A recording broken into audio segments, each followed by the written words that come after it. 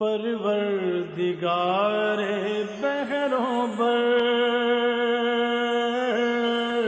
پروردگار بحروں بر۔ اعوذ باللہ من الشیطان الرجیم، بسم اللہ الرحمن الرحیم۔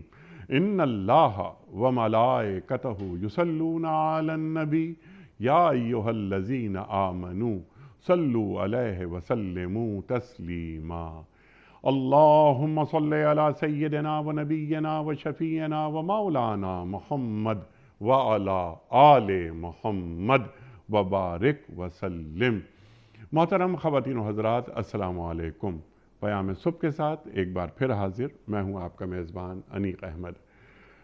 قرآن کریم کے مختلف آیات روزانہ گفتگو میں آتی ہیں، سیکھتے ہیں اپنے ملک کے جید علماء سے، کوشش کرتے ہیں کہ جان سکیں کہ معنی مفاہیم کیا ہیں اور قرآن کریم کی ان آیات پر عمل کس طرح ہو سکتا ہے۔ قرآن عمل کی کتاب ہے۔ ہمارے معزز علماء نے ہمیں تعلیم کیا کہ قرآن کریم کے معنی مفاہیم جان لینا ہی کافی نہیں، بلکہ اس پر عمل کرنا، اس کا نفاذ نظر آئے ہماری ذات پر، ہمارے گھروں میں، ہمارے معاشروں میں، ہماری ریاست میں۔ خواتین و حضرات، اس سلسلے میں ہم کتنے کامیاب ہیں ہم اور آپ بخوبی جانتے ہیں۔ ہمارے معزز علماء تشریف لاتے ہیں، ایک ایک نقطہ واضح کرتے ہیں، بتاتے ہیں، قرآن کا علم ہم تک پہنچاتے ہیں۔ آج ہم سورہ حدید کی آیت نمبر 20 پر انشاءاللہ بات کروائیں گے اپنے عہد کے ایک ممتاز مفسر قرآن سے۔ اللہ تعالیٰ فرما رہا ہے، خوب جان رکھو، اللہ اکبر، اعلموا سے آغاز ہو رہا ہے اس آیت کا کہ دنیا کی زندگی یہ کھیل تماشا، دل لگی، ایک دوسرے پر فخر جتانا، مال اور اولاد میں ایک دوسرے سے بڑھ جانے کی کوشش کرنا، اس کے سوا کچھ بھی نہیں۔ خواتین و حضرات، کیا زندگی اتنی ہی غیر سنجیدہ ہے یا اس آیت کے معنی کچھ اور ہیں جو ہمارے معزز مہمان ہمیں تعلیم فرمائیں گے؟ یہ دنیا ایک آزمائش ہے۔ خلق الموت والحیات لیبلوکم ایکم احسن عملا، اس پر بھی بات کروائیں گے کہ اللہ تعالیٰ ہمارے اعمال، بلکہ اعمال میں بھی بہترین اعمال کا تقاضا ہم سے کرتا ہے، احسن عملا۔ کیا دنیا فی نفسہ ہی بری جگہ ہے؟ آگے اللہ فرماتا ہے کہ یہ مال اور اولاد میں ایک دوسرے سے آگے بڑھنے کی کوشش کرنا، اس کے سوا کچھ نہیں ہے، یعنی ایک فضول، ایک بیکار جگہ ہے۔ تو مال اور اولاد، وہی سوال دوبارہ کہ کیا فی نفسی ہی بری چیزیں ہیں، یا مال اور اولاد دونوں ہمارے لیے خیر کا سبب بھی بن سکتے ہیں؟ اس کے تعلق سے ہمارا دین ہمیں کیا تعلیم کرتا ہے؟ خواتین و حضرات، اللہ تعالیٰ فرماتا ہے، ایک مثال دے رہا ہے کہ ایک بارش ہو گئی، اس سے پیدا ہونے والی فصل، نباتات کو دیکھ کر کاشتکار بہت خوش ہوا، پھر وہی کھیتی پک گئی اور تم دیکھتے ہو کہ وہ زرد ہو گئی، پھر وہ بھس بن کر رہ گئی۔ اس کے برعکس آخرت وہ جگہ ہے جہاں سخت عذاب ہے اور اللہ کی مغفرت بھی ہے۔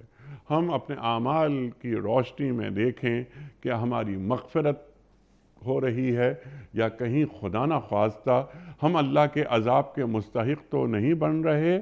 اللہ کی خوشنودی کیا ہمیں حاصل ہو رہی ہے؟ اللہ فرما رہا ہے کہ دنیا کی زندگی محض ایک دھوکے کے سوا کچھ نہیں ہے۔ بہت سارے سوالات ہم اٹھائیں گے اور سیکھیں گے محترم ڈاکٹر سرفراز احمد آوان صاحب سے۔ خواتین و حضرات، ڈاکٹر سرفراز احمد آوان صاحب سے کون واقف نہیں؟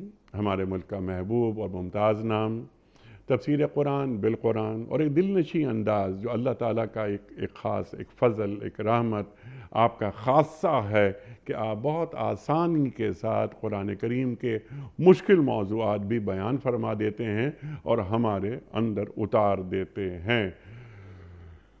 خواتین و حضرات، ڈاکٹر صاحب کو خوش آمدید کہتے ہوئے پروگرام کا آغاز اللہ تعالیٰ کے بابرکت نام سے، سورہ حدید اور آیت نمبر 20۔ اعوذ باللہ من الشیطان الرجیم، بسم اللہ الرحمن الرحیم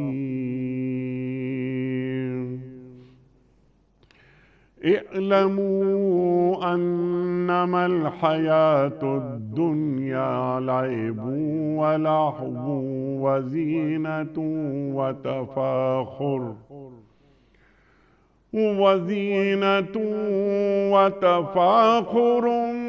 بینکم وتکاثر فی الاموال والاولاد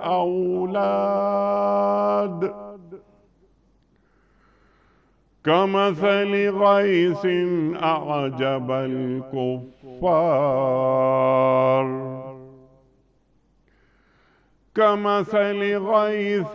أعجب الكفار نباته ثم يهيج فتراه مصفرا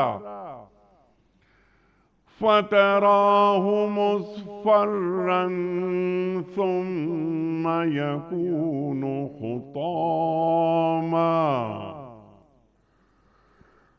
وفي الآخرة عذاب شديد ومغفرة من الله ورضوان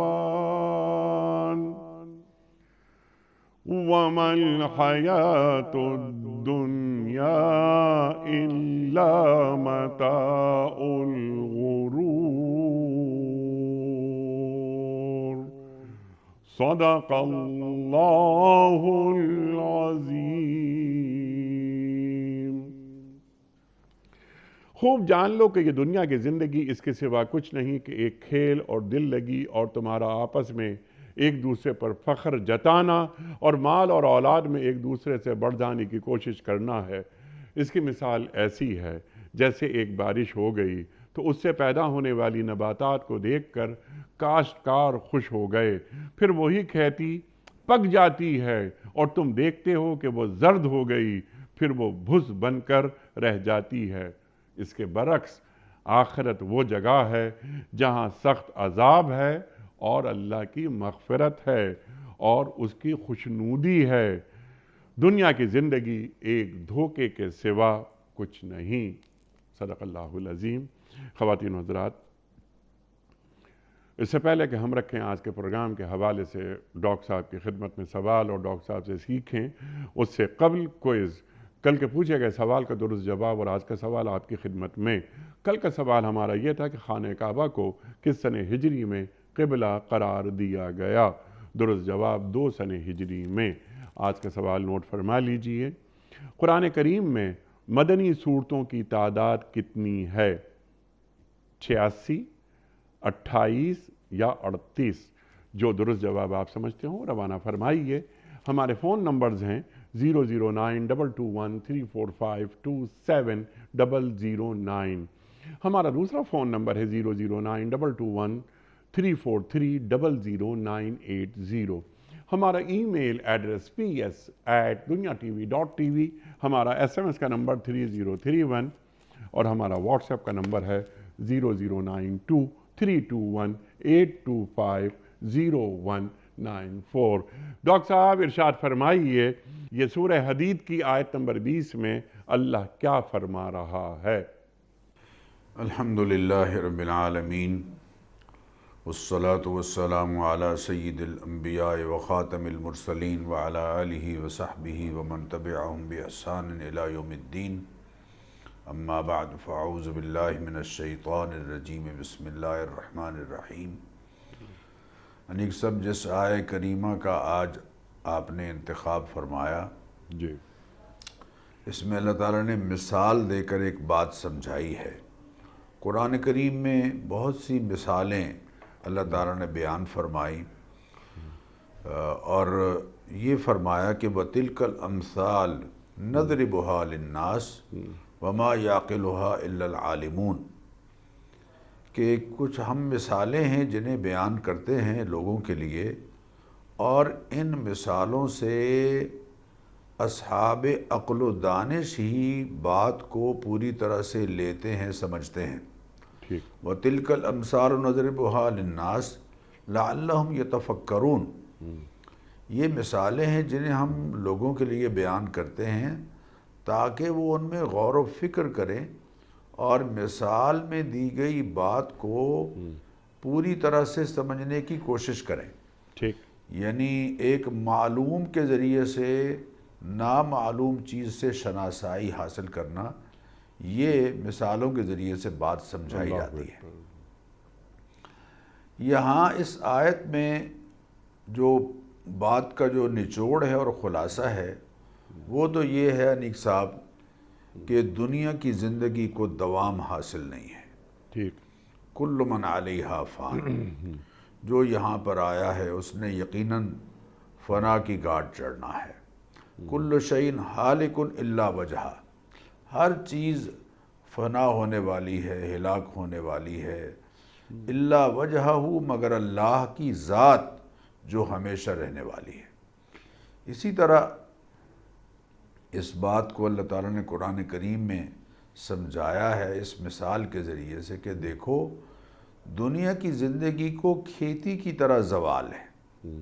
کھیتی اچھی لگتی ہے مگر کچھ عرصے بعد کچھ عرصہ نہیں گزرتا کہ چورا چورا ہو کر ختم ہو جاتی ہے۔ اسی طرح جیسے کھیتی پر آغاز میں اور عروج کے بعد پھر زوال آتا ہے، ٹھیک، دنیا کی زندگی بھی یقیناً عارضی ہے۔ وَمَا جَعَلْنَا لِبَشَرٍ مِّن قَبْلِكَ الْخُلْدَ، اے حبیب صلی اللہ علیہ وسلم آپ سے پہلے جو انسان آئے ہیں ان میں سے ہم نے کسی کو بھی ہمیشگی نصیب نہیں کی کہ وہ ہمیشہ زندہ رہے گا۔ جو یہاں آیا ہے اس نے یقیناً یہاں سے جانا ہے۔ ایک موقع پر نبی کریم علیہ الصلاۃ والتسلیمات نے ارشاد فرمایا تھا کہ آج کے وقت میں، یعنی آج جتنے لوگ کرۂ ارض پر زندہ ہیں، 100 سال گزرنے کے بعد ان میں سے کوئی بھی یقیناً یہاں زندہ نہیں رہے گا، سب چلے گئے۔ دراصل انیق صاحب وجہ یہ ہے کہ دنیا میں کسی اچھے کام کرنے والے کو اس کی اچھائی کی پوری جزا اور برا کام کرنے والوں کو اس کی برائی کی پوری سزا ممکن ہی نہیں۔ ایک آدمی نے ایک قتل کیا اور ناحق قتل کیا تو کورٹ اسے سزا دے دے گی پھانسی کی، لیکن بیک وقت ایک آدمی اگر 10 آدمی قتل کرتا ہے بالفرض تو اس کو 10 مرتبہ کورٹ الفاظ میں تو یہ کہے گی کہ اس کو 10 مرتبہ پھانسی دی جاتی ہے، لیکن عملاً اس کو 10 مرتبہ پھانسی دینا ممکن نہیں، اس لیے کہ دنیا کا دائرہ محدود ہے۔ اسی لیے اللہ تعالیٰ نے سمجھائی یہ بات کہ دنیا عارضی زندگی ہے، اس میں اس کو بھی یقیناً کھیتی کی طرح زوال ہے، اور آخرت ابدی زندگی ہے۔ وَإِنَّ الْآخِرَةَ هِيَ دَارُ الْقَرَارِ، اصل ٹھہراؤ کی زندگی آخرت کی زندگی ہے۔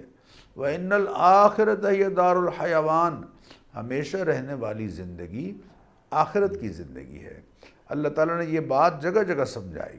ایک جگہ ارشاد فرمایا کہ دیکھو وَلَقَدْ جِئْتُمُونَا فُرَادًا، تم سب نے ہمارے پاس اکیلے اکیلے آنا ہے، کما خلقناکم اول مرہ، جیسے پہلی مرتبہ ہم نے تمہیں اکیلے اکیلے پیدا کیا ہے۔ بل زعمتم ان لن نجعل لکم موعدا، تمہارا تو خیال یہ تھا کہ تمہارے لیے وعدے کی کوئی جگہ اور وعدے کا کوئی مقام ہے ہی نہیں، ہرگز نہیں ایسا ہوگا، ہم نے جانا نہیں ہے، یہیں رہنا ہے۔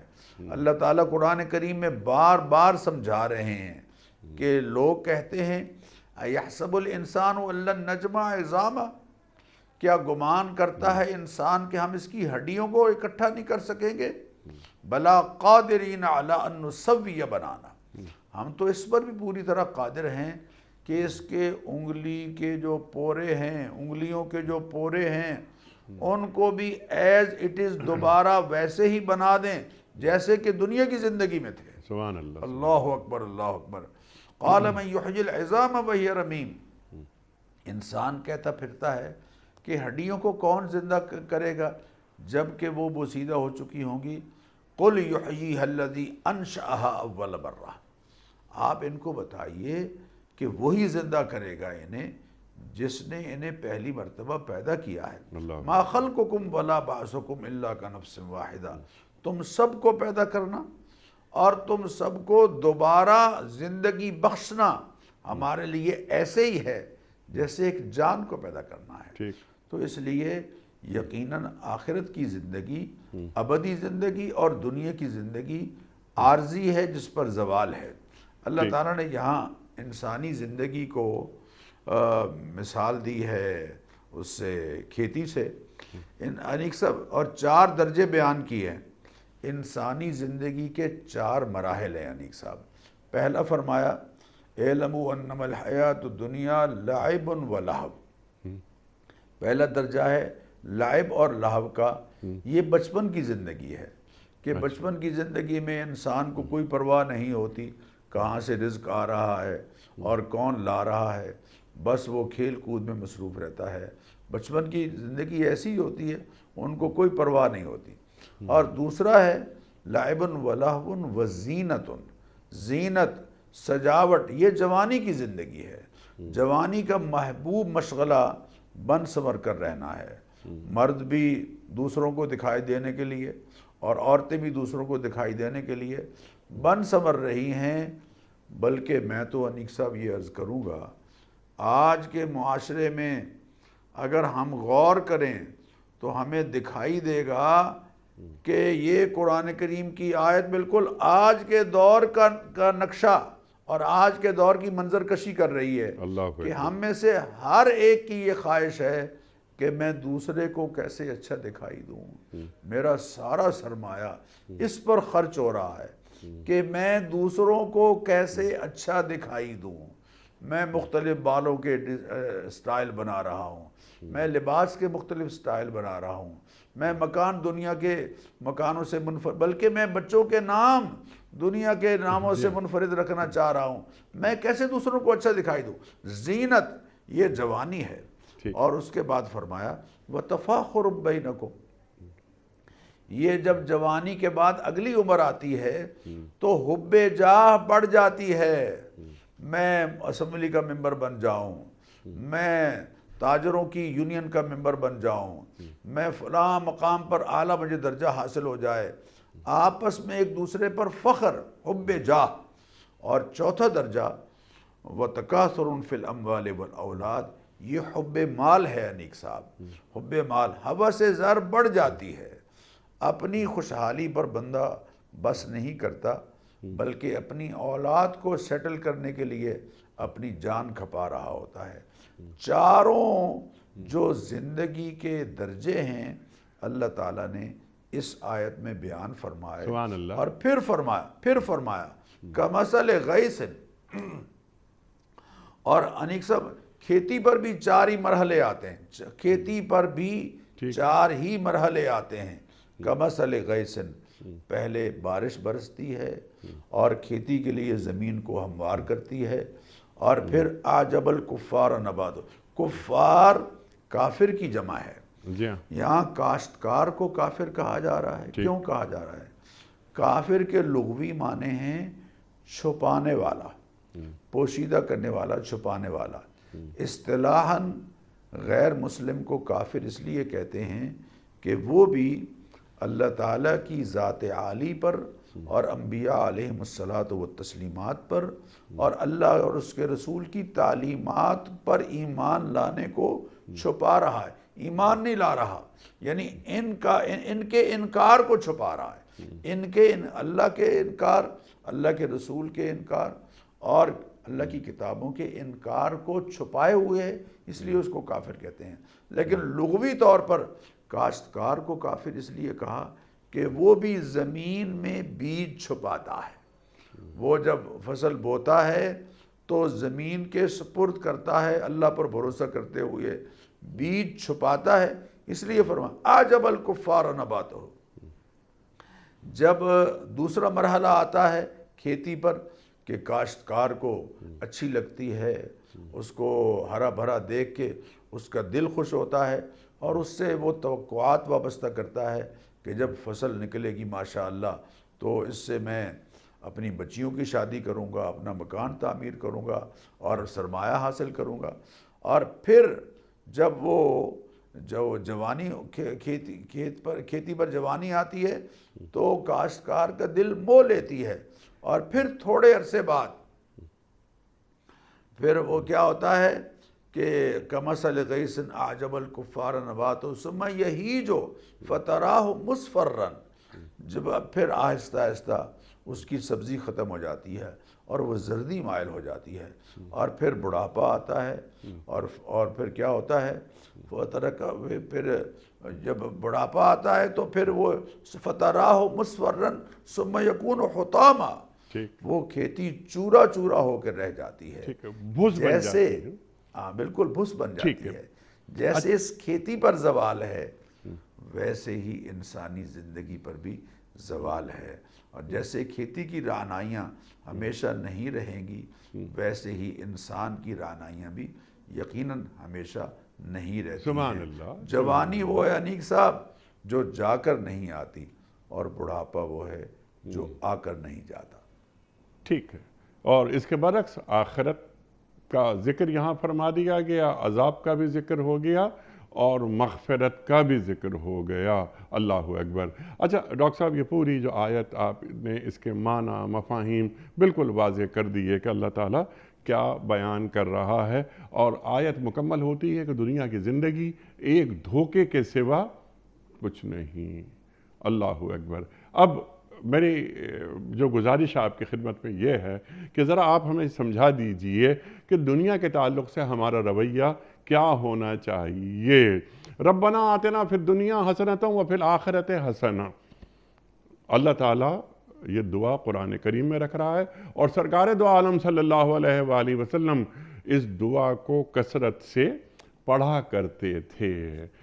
تو یہ دنیا کیا اتنی معمولی چیز ہے، محض دل لگی کی جگہ ہے، یہاں ایک دوسرے پہ فخر جتانی ہی کی جگہ ہے، یا یہ کہ مال اور اولاد سے محبت کی جگہ ہے، یا دنیا کو اللہ تعالیٰ اور اللہ کے رسول صلی اللہ علیہ وآلہ وسلم کسی اور انداز سے ایک مسلمان کو اس دنیا میں دیکھنا چاہتے ہیں؟ اور جو آپ نے کفار کی بات کی ڈاکٹر صاحب، یہ کفار یہاں پر کاشتکار کے معنوں میں آیا ہے، تو ایک مسلمان کاشتکار کی نفسیات اور ایک کافر کاشتکار کی نفسیات، دونوں میں کوئی فرق تو ہوتا ہوگا نا ڈاکٹر صاحب؟ بالکل، اگر آپ اجازت دیں تو میں پہلے اس آیت کے الفاظ پر ذرا تھوڑی سی بات عرض کر دوں ارشاد۔ کہ پہلے ارشاد فرمائے اعلموا انما الحیات الدنیا لعب و لہو۔ لعب کسے کہتے ہیں؟ علماء نے اس کا معنی یہ بیان کیا کہ وہ چیز جو دنیا کی طرف راغب کرے، جو دنیا کی طرف راغب کرے اس کو لعب کہا گیا ہے، اور لہو کسے کہتے ہیں؟ جو آخرت سے غافل کرے اس کو لہو کہتے ہیں۔ وَمِنَ النَّاسِ مَن يَشْتَرِي لَهْوَ الْحَدِيثِ، قرآن کریم میں دوسرے مقام پر یہ آیت آئی ہے کہ جو آخرت سے انسان کو غافل کرتی ہے وہ ہے لہو، اور جو دنیا کی طرف راغب کرتی ہے وہ لعب ہے۔ اور ایک اور معنی علماء نے یہ بیان کیا کہ لعب وہ ہے، لعب بچوں کے کھیل کو کہتے ہیں جو بے فائدہ کھیل ہیں، جو بے فائدہ بچوں کے کھیل ہیں ان کو لعب کہا گیا، اور لہو جوانوں کے وہ کھیل کہ جن کے ختم ہونے پر تھکاوٹ اور حسرت کے سوا کچھ حاصل نہیں ہوتا، اس کو لہو کہا گیا ہے۔ اور زینت سے مراد مردوں کے لیے تو خوش لباسی ہے، مردوں کے لیے اچھی گاڑی ہے، اچھا مکان ہے، اور عورتوں کے لیے بناؤ سنگار ہے، زیورات ہیں، اور زرق برق لباس ہے، اور تفاخر کا معنی اترانا، ایک دوسرے پر برتری جتانے کا شوق، اس کو نبی اکرم صلی اللہ علیہ وسلم نے بڑی سختی سے منع فرمایا ہے، اس سے روکا ہے۔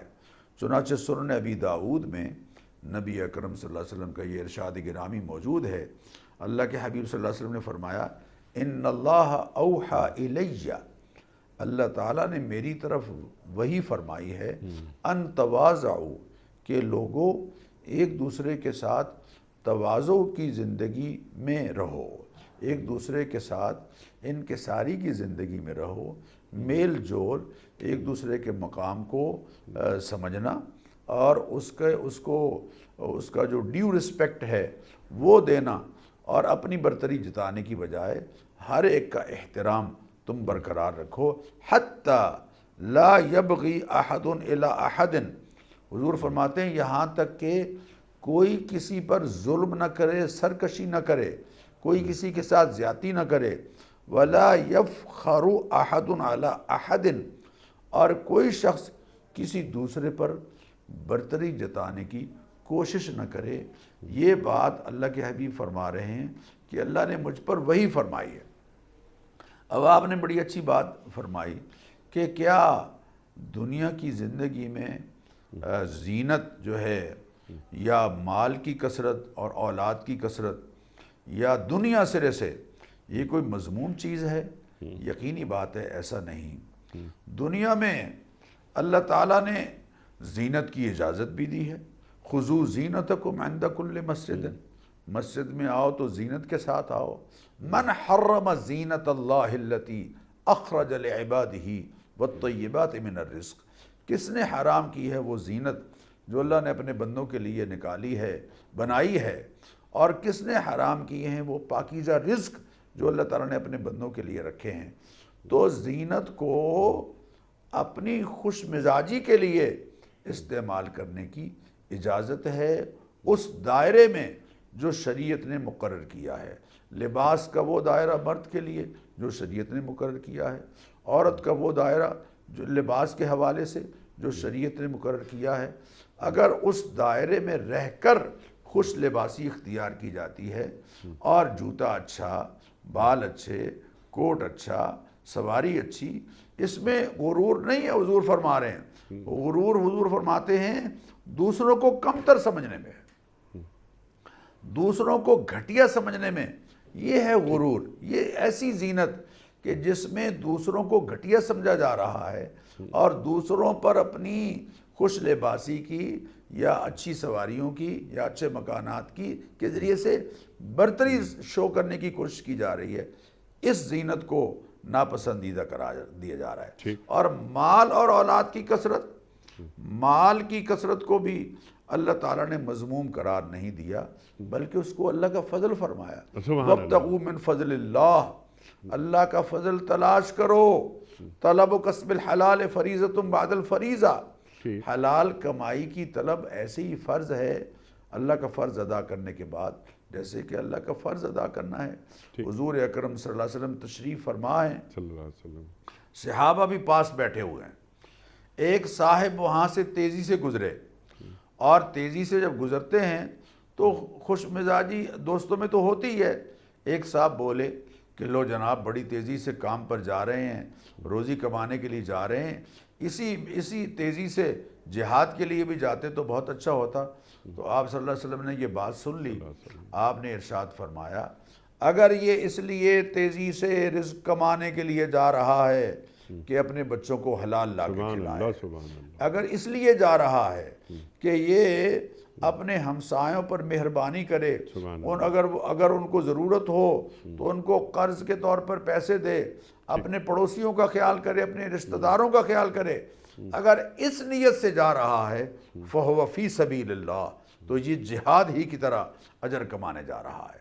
ہاں اگر اس نیت سے جا رہا ہے کہ لوگوں پر اپنی برتری جتائے گا اور لوگوں کو اپنے مال کے ذریعے سے مرعوب کرے گا تو پھر یقیناً ناپسندیدہ ہے. حضور اکرم صلی اللہ علیہ وسلم نے 2 آدمیوں کے بارے میں رشک کی اجازت دی ہے نیک صاحب، یعنی غبطہ جس کو کہتے ہیں. حسد کی تو اجازت سرے سے نہیں ہے، لیکن یہاں لا حسد فی الاثنین میں جو لفظ ہے اس سے مراد رشک ہے. 2 آدمیوں پر رشک کرنے کی اجازت ہے. رشک کا مطلب یہ ہے کہ جیسا یہ ہے اللہ مجھے ویسا بنا دے، یہ ہے رشک. اور حسد یہ ہے کہ اس کے پاس نہ رہے مجھے ملے یا نہ ملے، یہ حسد ہے. اور جیسا یہ ہے ویسا اللہ مجھے بنا دے، یہ رشک ہے. سبحان اللہ. اور فرمایا 2 آدمیوں کے لیے رشک کی اجازت، ایک وہ جس کو اللہ نے مال دیا ہو فَسَلَّتَهُ عَلَىٰ حَلَقَتِهِ، اور وہ اللہ تعالیٰ کی مخلوق پر خرچ کرنے پر اس کو مسلط کر دیا، سبحان اللہ، سبحان رات اللہ. دن کوئی خرچ تفاخر کرنا۔ نہ ہو، زندگی کو برتنے کا طریقہ آئے. مال اور اولاد دونوں کو دین کا خادم بھی بنایا جا سکتا ہے. لیکن ڈاکٹر صاحب جو کچھ آپ نے ہمیں تعلیم ابھی کیا، اس کے لیے بنیادی شرط یہ ہے کہ دنیا کو دیکھنے کا طریقہ ہمیں آ جائے.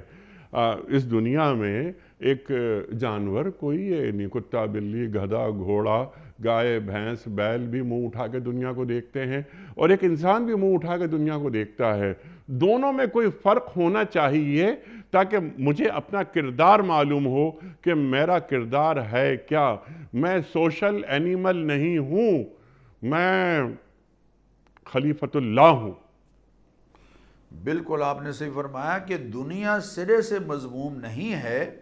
اللہ تعالیٰ نے جو ہمیں دعا سکھائی ہے، ربنا آتنا فی الدنیا حسنہ وفی الآخرۃ حسنہ، اللہ دنیا میں بھی ہر اچھائی مجھے نصیب فرما اور آخرت میں بھی ہر اچھائی مجھے نصیب فرما.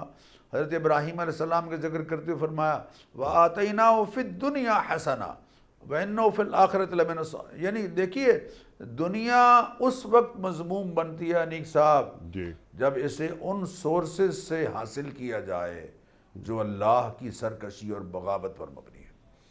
دنیا اس وقت مذموم بنتی ہے جب اس کو اس انداز سے گزارا جائے جو اللہ کی بغاوت اور سرکشی والا انداز ہے. دنیا اگر ہم اللہ کی اور اس کے رسول کی فرما برداری میں کما رہے ہیں، اور دنیا اگر اللہ اور اس کے رسول کی فرما برداری میں گزار رہے ہیں، تو پھر تو یقینی بات ہے اس پر کوئی گرفت نہیں. حضرت شعیب علیہ السلام کی قوم نے حضرت شعیب علیہ السلام سے کہا تھا اصلاتک تأمرک ان نترک ما یعبد آباؤنا او ان نفعل فی اموالنا ما نشاء، کہ اے شعیب آپ کا دین ہم سے یہ چاہتا ہے کہ ہم اپنے باپ داداؤں سے چلی آ رہی وہ رسوم چھوڑ دیں جو آپ کی تعلیمات کے خلاف ہیں، اور ہم اور اپنے مالوں میں وہ سب کچھ کرنا چھوڑ دیں جو ہم چاہتے ہیں. یعنی جو من چاہی زندگی ہے وہ رب چاہی زندگی جب بن جائے تو وہ محمود ہے، جب تک من چاہی رہے وہ یقیناً مذموم ہے. تو قرآن نے بار بار ہمیں یہ سمجھایا ہے کہ دیکھو قد افلح من زکاہا وقد خواب من دساہا. جو دنیا کی زندگی کو ہی مقصد حیات بنا کر ٹھہر گیا اور اسی میں ہی کھپ گیا، اس کی راتوں کی سوچ اور اس کا دن کی اس کی محنت کی تمام تر جو شکلیں ہیں وہ صرف اور صرف دنیا کمانے کے لیے ہیں تاکہ لوگوں پر اپنی برتری کا سکہ جما سکے. وہ رسوا ہوا، وہ خائب و خاسر رہا. تو قابل مذمت دنیا اس وقت بنتی ہے انیق صاحب جب اللہ اور اس کے رسول کی تعلیمات سے ہٹ کر حاصل کی جا رہی ہو، اور اللہ اور اس کے رسول کی تعلیمات سے ہٹ کر خرچ کی جا رہی ہو. قیامت کے دن اللہ تعالیٰ جو سوال کریں گے، اللہ نے پرچہ آؤٹ کر دیا ہے، لا تزول قدم عبد، اس وقت تک آدمی اپنے مقام سے قدم نہیں ہلا سکے گا حتیٰ جب تک کہ ان 4-5 سوالوں کا جواب نہ دے لے. عن عمرہ فیما افناہ، عمر کہاں گزاری تھی، وعن شبابہ فیما ابلاہ، جوانی کیسے پرانی کی تھی، وعن مالہ من این اکتسبہ، مال کمایا کہاں سے تھا، سورسز آف انکم کہاں سے کون سے تھے، کیا مال کمانے کے لیے خون لوگوں کا پیتے رہے، اور کیا مال اس طرح سے کمایا کہ تمام تر ذخیرہ اندوزی کے سارے درجے جو ہیں ان سے آگے بڑھ گئے. اور وفیما انفقہ، مال خرچ کہاں کیا، وعن علمہ ماذا عمل بہ، اور جو علم کا نور ہم نے تمہیں دیا تھا اس پر عمل کہاں تک کیا. یہ سوال سارے کے سارے قیامت کے دن جو ہو رہے ہیں وہ یہ سمجھا رہے ہیں کہ دنیا اس وقت مذموم بنتی ہے اور متاع الغرور اس وقت بنتی ہے جب اللہ اور اس کے رسول کی حدود سے انسان باہر نکلنے کی. جی سبحان اللہ. ڈاکٹر صاحب، اور اگر ایک یعنی اہل ایمان کی ہم بات کر لیں یا انسان کی بات کریں، لیکن کیونکہ ہم اہل ایمان ہیں الحمدللہ، ہمیں فخر ہے اس بات پر. ہمیں اپنا مقام اگر واضح ہم پہ ہو جائے تو ہمیں معلوم ہو جائے کہ ہم دنیا میں کیوں آئے ہیں اور ہمیں یہ زندگی کیسے گزارنی ہے، دنیا سے ہمارا تعلق، رشتہ یہ کیسا ہونا چاہیے۔ جہاں ہے تیرے لیے تو نہیں جہاں کے لیے، کیا اس کائنات فانی میں ہم اپنا مقام، اپنا کردار طے کر پائے ہیں؟ طے کرنا تو دور کی بات ہے، کیا ہم سمجھ بھی پائے ہیں؟ احساس ہمیں نہیں ہوا ہے نیک صاحب۔ مجموعی طور پر میں عرض کروں گا، جی الحمدللہ بہت سارے لوگ ایسے ہیں ہمارے معاشرے میں جن کو یہ احساس ہے اور وہ اس احساس کے تحت ہی اپنی زندگی گزار رہے ہیں، لیکن میجورٹی ایسی ہے کہ جو کوہلو کا بیل بنی ہوئی ہے انیق صاحب، جی اس کی رات دن کی کوششیں اور محنتیں، ایک دوسرے اللہ اکبر اللہ اکبر استغفر اللہ، کیسے میں ٹوکا ہاتھ میں پکڑا ہوا ہے میں نے اور جو زد میں آتا ہے اس پر چلائے چلا جا رہا ہوں کہ بس مجھے پیسے حاصل ہونے چاہیے، وہ ملاوٹ کے ذریعے سے حاصل ہوں، وہ دھوکے کے ذریعے سے حاصل ہوں، وہ چکر بازی کے ذریعے سے حاصل ہوں، وہ دوسروں کی گردن پر چھری پھیرنے سے حاصل ہوں، اللہ اکبر، بس مجھے حاصل ہونے چاہیے۔ یہ جو مقصد ہے اس کو سمجھایا جا رہا ہے اس آیت میں کہ بندگان خدا جس کو تم نے مقصد بنا لیا ہے وہ تو عارضی ہے یار، وہ آج تمہارے پاس ہے، کل تمہارے پاس نہیں رہے گی، یا تم نہیں رہو گے، جی ہاں، وہ رہے گی لیکن تم نہیں رہو گے، ٹھیک، تو پھر کیا ہوگا؟ پھر یہ ہوگا کہ تمہاری اولاد گل چھڑے اڑائے گی، یا تمہاری اولاد وکیلوں کی جیبیں بھرے گی اور عدالتوں میں اور ضائع کرے گی۔ تو یہ جو چیز ہے، اگر ہم نے اولاد کو اپنی زندگی میں یہ سمجھایا کہ بیٹا یہ جو میں رزق تمہیں میں مہیا کر رہا ہوں یہ حلال ذرائع سے کمایا گیا ہے، یہ پاکیزہ ذرائع سے کمایا گیا ہے، دیکھو اس کو خرچ کرنے میں بھی کہیں اللہ تعالیٰ کی نافرمانی میں خرچ نہ ہونے دینا، ناشکرے نہ بن جانا۔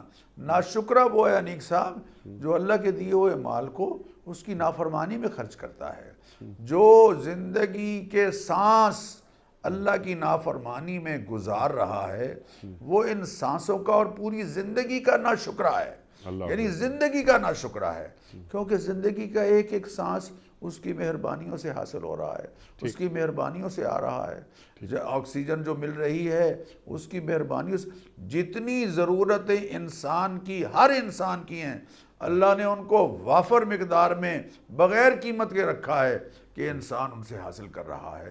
تو اس لیے دنیا کی زندگی کو دوام نہیں، زوال ہے، جیسے کھیتی ہمیشہ نہیں رہتی، سال سے بڑھ کر تو کوئی کھیتی نہیں رہتی، بلکہ سال سے بھی کم عرصے میں کھیتیوں پر زوال آ جاتا ہے۔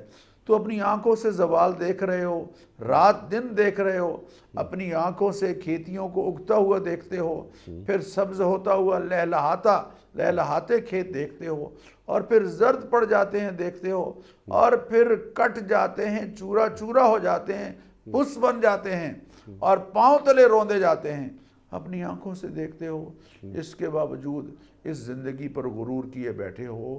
زندگی ایسے ہی ہے جیسے کھیتی ہے، جیسے کھیتی پر زوال ہے زندگی پر بھی زوال۔ ٹھیک ہے، سبحان اللہ سبحان اللہ۔ ڈاکٹر صاحب آپ ابھی ناشکرہ پن بیان فرما رہے تھے کہ انسان کے اندر ایک ناشکرہ پن موجود رہتا ہے، لیکن ایک بات اور بھی شاید ہمارے معاشرے میں پھیلتی جا رہی ہے، بلکہ اب جگہ بناتی جا رہی ہے، جڑیں مضبوط ہوتی جا رہی ہیں اس کی، کہ ہوس۔ اگر میرے پاس ایک مکان ہے تو دوسرا کب آئے گا، 4 کب ہو جائیں گے، 8 کب ہو جائیں گے، ایک گاڑی ہے 4 گاڑیاں کیسے، 8 گاڑیاں کیسے۔ یہ جو لامحدود ملکیت کا تصور ہے، کیا یہ دینی مزاج سے قریب ہے؟ پہلا سوال۔ دوسرا سوال تاکہ آپ تفصیل سے بات فرمائیں کہ اگر میرے پاس کوئی 40 مکانات ہیں، میرے پاس کوئی 30 گاڑیاں ہیں، کیا میرے اس عمل سے یا میرا یہ عمل دین کے مزاج سے قریب ہے؟ ارشاد۔ قطعاً نہیں انیق صاحب دیکھیے سرمایہ دارانہ نظام کی دو قدریں ہیں، ویلیوز ہیں، جی ایک حرص اور دوسرے ہوس۔ ٹھیک، ایک حرص اور دوسرے ہوس۔ نبی اکرم صلی اللہ علیہ وسلم نے فرمایا کہ انسان کی حرص اتنی غالب ہوتی ہے کہ اگر اس کو دو وادیاں سونے کی ملیں تو تیسرے کی خواہش کرے گا۔ ٹھیک، دنیا کی زندگی تو خواہشات کے پورا ہونے کی جگہ نہیں ہے، یہ ضرورتوں کے پورا ہونے کی جگہ ہے۔ سبحان اللہ۔ دنیا ضرورتوں کے پورا ہونے کی جگہ ہے انیق صاحب، خواہشات کے پورا ہونے کی جگہ اللہ نے قرآن میں بتایا کہ جنت ہے۔ ٹھیک، تو سرمایہ دارانہ نظام کی دو قدریں ہیں، ایک حرص اور دوسرے ہوس، اور جو تہذیب نبوی ہے اس کی دو قدریں ہیں انیق صاحب، ایک محنت اور دوسرے قناعت۔ ایک محنت، الکاسب حبیب اللہ، محنت کش اللہ کا محبوب ہے۔ سب سے بہترین رزق وہ ہے جو ہاتھ سے کمایا جاتا ہے، اور حضرت داؤد علیہ السلام ہاتھ سے محنت کر کے رزق حاصل کرتے تھے۔ یہ فرمان نبوی ہے جس کا ترجمہ میں نے عرض کیا ہے۔ تو ایک ہے محنت۔ مسلمان آہستہ آہستہ بغیر محنت کے، ہماری قوم پیسے حاصل کرنا چاہتی ہے، بغیر محنت کے کوشش نہیں کر رہے، ہاتھ پر ہاتھ دھرے بیٹھے ہیں۔ میں دیکھتا ہوں سڑک کے کنارے 4 5 10 آدمیوں کی ٹولیاں بیٹھی ہوئی ہیں، اور وہ تاش کھیل رہی ہیں اور گپ شپ لگا، کوئی محنت نہیں کر رہا۔ ہاں، جن کو اللہ تعالیٰ نے محنت کی توفیق بخشی ہے وہ یقیناً اس کے حلال کمانے کے لیے کوشاں رہتے ہیں۔ تو ایک ہے محنت اور دوسرے ہے قناعت، اللہ کے دیے ہوئے رزق پر اللہ کا شکر ادا کرنا، اور حرص اور ہوس سے اپنے ذہن کو پاک رکھنا، چونکہ یہ ہماری قدر ہے ہی نہیں، ہماری نہیں ہے یہ قدر، ہماری ویلیو ہے محنت اور قناعت۔ محنت اور قناعت۔ ڈاکٹر صاحب اگر اس میں ایثار کا اضافہ کر لیں تو کیسا ہے؟ سبحان اللہ سبحان اللہ۔ اس کے نتیجے میں پھر الحمدللہ وَيُؤْثِرُونَ عَلَىٰ أَنفُسِهِمْ وَلَوْ كَانَ بِهِمْ خَصَاصَةٌ۔ ایمان والوں کی نشانی اللہ یہ بتا رہے ہیں کہ وہ اپنے جانوں پر دوسروں کو ترجیح دیتے ہیں، اگرچہ خود ضرورت مندی کیوں نہ ہوں۔ وَيُطْعِمُونَ الطَّعَامَ عَلَىٰ حُبِّهِ مسکینم و یتیمم و اسیرا، وہ اللہ کی محبت میں یا مال کے محبت ہونے کے باوجود اس کو خرچ کرتے ہیں۔ کن پر؟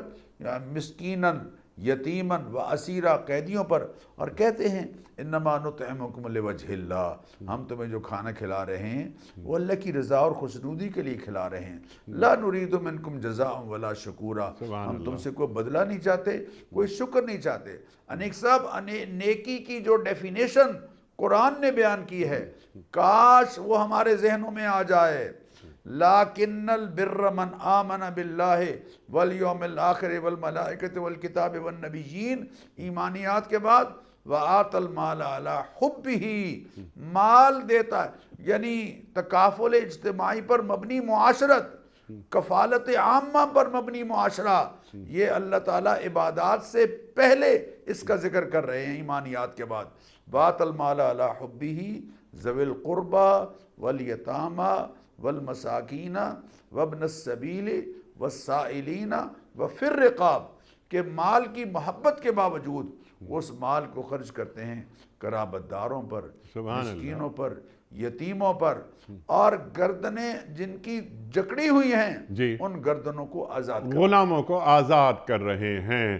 ڈاکٹر صاحب آپ وقت ختم ہو رہا ہے پروگرام کا، آخر میں آپ یہ بھی فرما دیجئے کہ جو آپ نے بات فرمائی حرص، ہوس، دنیا طلبی، محنت، قناعت، ایثار، اللہ اکبر، یُؤْثِرُونَ عَلَىٰ أَنفُسِهِمْ وَلَوْ كَانَ بِهِمْ خَصَاصَةٌ، اللہ اکبر، یہ وہ لوگ ہیں اہل ایمان جو سامنے والی کی ضرورت کو اپنی ضرورت کے اوپر رکھتے ہیں۔ اللہ اکبر۔ ڈاکٹر صاحب آج کے پروگرام کا آخری سوال، یہ جو ہزاروں ایکڑ زمین یا سینکڑوں مربع ذاتی ملکیت، لامحدود ملکیت، بڑے بڑے مکانات، 10 20 30 مکانات، کیا اللہ کے رسول صلی اللہ علیہ وآلہ وسلم اس عمل کو جو ان کا امتی کر رہا ہے کیا پسند کر سکتے ہیں؟ میں تو عرض کروں گا کہ کاش ہم حضرت عمر رضی اللہ تعالیٰ عنہ کے اس فیصلے کو اپنے ہاں نافذ کریں۔ ہندوستان میں دیکھیے جی نہیں، جاگیردارانہ حضرت عمر نظام، نے خیبر کی زمینیں بانٹ دی تھی نا۔ حضرت عمر نے بلکہ اور فیصلہ کیا تھا نیک صاحب۔ جی حضرت عمر نے فرمایا تھا کہ جو غیر آباد زمین ہے جی اس کو جو آباد کرے گا اسے ملے گی، سبحان اللہ سبحان اللہ۔ لیکن اگر 3 سال تک اس نے اس کو آباد نہیں کیا، زمین ہے بہاولپور کے ریگستان میں کہیں اور صاحب زمین بیٹھا ہے ڈیفنس میں یا گلبرگ میں یا کراچی کے کسی پاش بستی میں اور وہاں جاتا تک نہیں سرے سے، حضرت عمر نے کہا تھا کہ 3 سال تک اگر اس کو آباد نہیں کرے گا اس سے زمین واپس لی جائے گی، اللہ اکبر۔ اسٹیٹ اس سے واپس لے گی اور ان کے سپرد کرے گی جو اس کو آباد کریں گے۔ جو گفتگو آپ نے فرمائی، میرا سوال سمپل سا یہ ہے کہ جو عمل ہو رہا ہے، جو آپ نے فرمایا، یہ عمل دنیا طلبی، لامحدود ملکیت، کئی مکانات، کئی مربع حاصل کر لینا، میرا سوال آپ کی خدمت میں یہ ہے ڈاکٹر صاحب ہمیں بتا دیجئے، دین نام ہے مزاج رسول کی تفصیلات کا صلی اللہ علیہ وآلہ وسلم، اللہ کے رسول صلی اللہ علیہ وآلہ وسلم اس عمل سے خوش ہوتے ہوں گے یا ناراض؟ نہیں خوش ہوتے ہوں گے، یقینی بات ہے نیک صاحب۔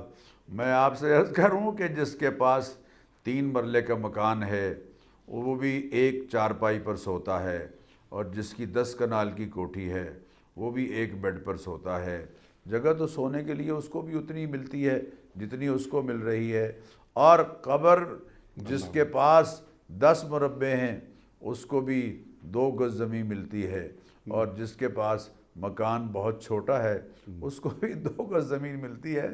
تو کیوں اتنی بڑی ہرس اور حوث؟ دیکھیں جائز ذرائع سے اگر آپ کو ملی ہے کوئی چیز تو آپ ضرور اس سے مستفید ہوں، کسی نے نہیں روکا، لیکن ناجائز ذرائع سے سارا کچھ جمع کرنا اور دوسروں کی زمین پر قبضے کر کے اپنے لیے جہنم کے طوق جمع کرنا، یہ بڑی خوفناک بات ہے۔ حضرت علی فرماتے ہیں کرم اللہ وجہہ کہ تم کسی بھی جگہ کسی مال کو جمع شدہ حالت میں دیکھو، سمجھ لو کہ کسی کا حق مارا گیا ہے۔ اللہ اکبر۔ ڈاکٹر صاحب میں آپ کا بڑا ممنون، بڑا شکر گزار، آپ تشریف لائے اور سورہ حدید کی آیت نمبر 20 پر تفصیلی گفتگو آپ نے فرمائی۔ بہت ساری گفتگو ہو سکتی ہے مزید، لیکن وقت مکمل ہوا ہمارے آج کے پروگرام کا۔ ہم اپنے علماء کے ہمیشہ شکر گزار رہتے ہیں کہ وہ تشریف لاتے ہیں اور قرآن کریم کے علم سے ہمیں قریب کر دیتے ہیں۔ کوئز کل کا سوال ہمارا یہ تھا کہ خانہ کعبہ کو کس سنہ ہجری میں قبلہ قرار دیا گیا؟ درست جواب 2 سنہ ہجری میں۔ آج کا سوال نوٹ فرما لیجئے، قرآن کریم میں مدنی سورتوں کی تعداد کتنی ہے؟ 86، 86، 28، 28 یا 38، 38۔ جو درست جواب آپ سمجھتے ہوں روانہ فرمائیے۔ ہمارے فون نمبرز ہیں 0092213452709۔ ہمارا دوسرا فون نمبر ہے 0092234300980۔ ہمارا ای میل ایڈریس ps@dunyatv.tv، ہمارا SMS کا نمبر 3031 اور ہمارا واٹس ایپ کا نمبر ہے 00923258250194۔ قرآن اندازی کا وقت ہے، کراچی میں کوئی مہمان نہیں، تو یہ پرچی میں نے نکال لی ہے اور آج کے ونر ہیں اسلام آباد سے محمد عمران۔ اسلام آباد سے محمد عمران صاحب آپ کی خدمت میں دنیا ٹی وی کی جانب سے دینی کتب پر مشتمل گفٹ ہیمپر آپ کے گھر بذریعہ کوریئر روانہ کیا جا رہا ہے۔ آپ کو بہت بہت مبارک ہو۔ پیام صبح کا اختتام ہوتا ہے روزانہ ایک قول پر، اور وہ قول ہوتا ہے صاحب نہج البلاغہ امیر المومنین حضرت علی مرتضیٰ کرم اللہ وجہہ کا۔ آپ فرماتے ہیں عقیدے میں شک رکھنا شرک کے برابر ہے۔ عقیدے میں شک رکھنا شرک کے برابر ہے۔ سبحان اللہ سبحان اللہ۔ اپنے میزبان انیق احمد کو کل تک کے لیے اجازت دیجیے۔ خدا حافظ۔ پروردگار بہروں پر